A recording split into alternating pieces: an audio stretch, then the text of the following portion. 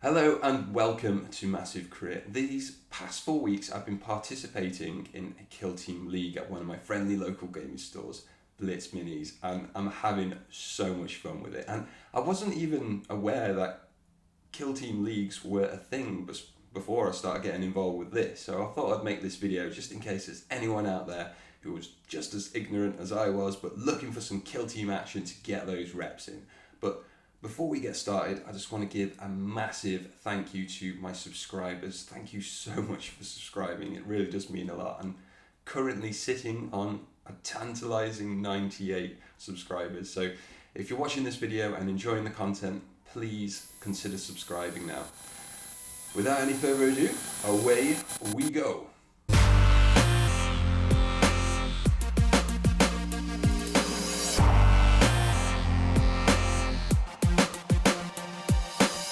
So in this video I want to explain how the league is ran here in Singapore, in the hope that it might inspire some of you to go and create maybe one of your own leagues with your friend group or at one of your local friendly gaming stores.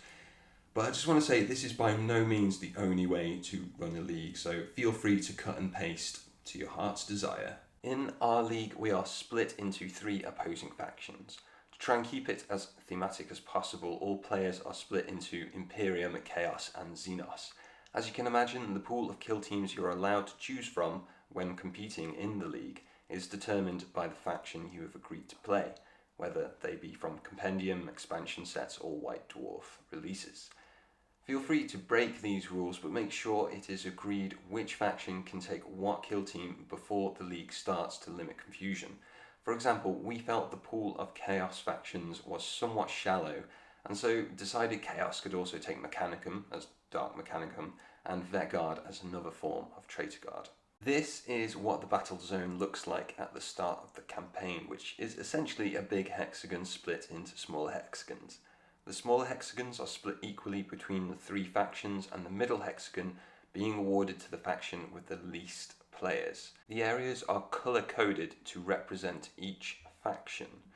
So the blue area being controlled by the Imperium, red Forces of Chaos, and green the Xenos Incursion. The light blue X-hex at the rear of the faction's controlled area represents the home base and cannot be attacked. Some hexes have prizes on them, which I'll talk about more later. If fire is seen on the hex, this indicates the hex has been declared for an attack. If a house is shown on the hex, this indicates an attack has been successfully defended. If a broken house is shown on the hex, this indicates the hex has been successfully claimed by an attack. More on this in the next slide.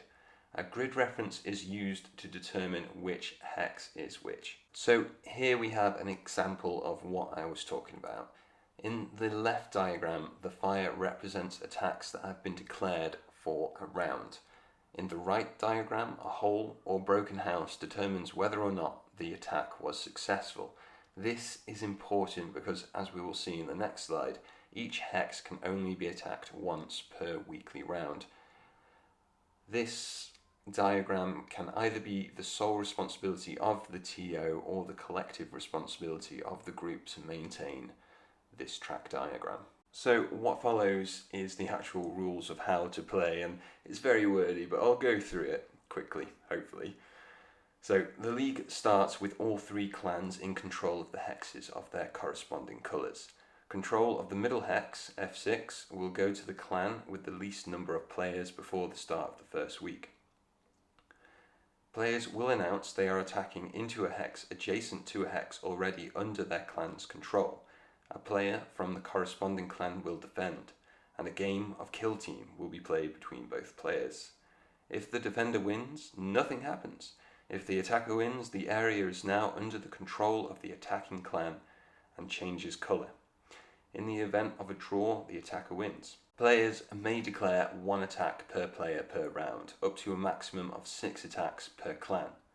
A zone that has been attacked cannot be attacked again. Please inform the TO which zone you are attacking.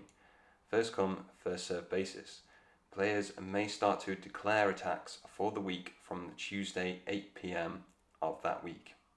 The cut-off date and time is Friday 8 PM, after which no more attacks may be declared.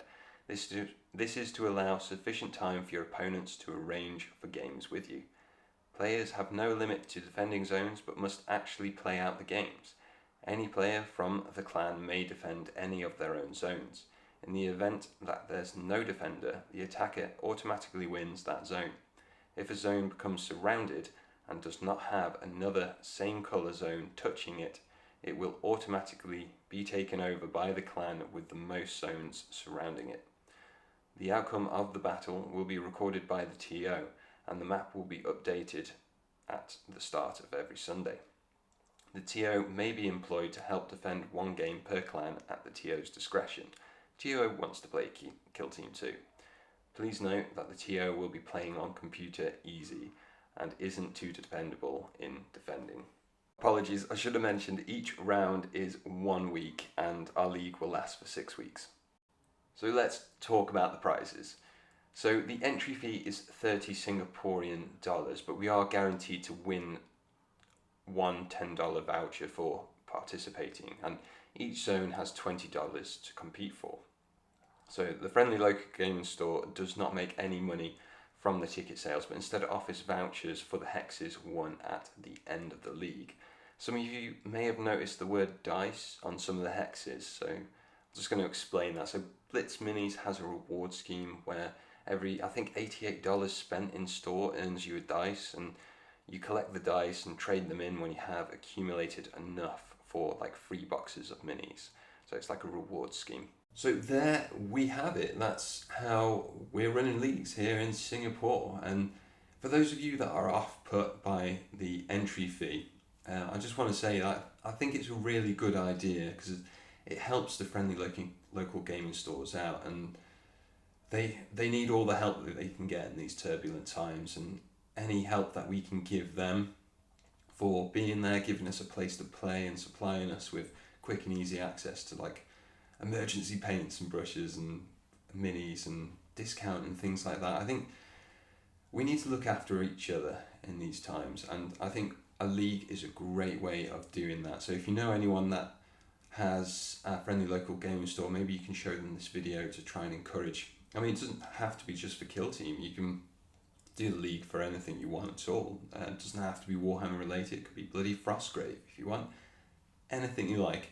And if you don't have a Friendly Local Gaming Store in your area and you're just having the league and having a good time with your friends, then instead of having sort of like cash prizes, maybe you can use some imagination and do like beer prizes or something like that, and then you can all get together and have a big piss up at the end of the league and just have a good time, laugh and reminisce. Just one last thing before I go, I just want to mention that WhatsApp is it's like an essential tool to organise the league. You can like have a parent group where everyone goes to post their attacks, and that's where the charts can be updated and sent out to everyone involved in the league. And then there can be separate little groups for the different factions, so like Imperium, Chaos and Xenos, so the players can organise their attacks together.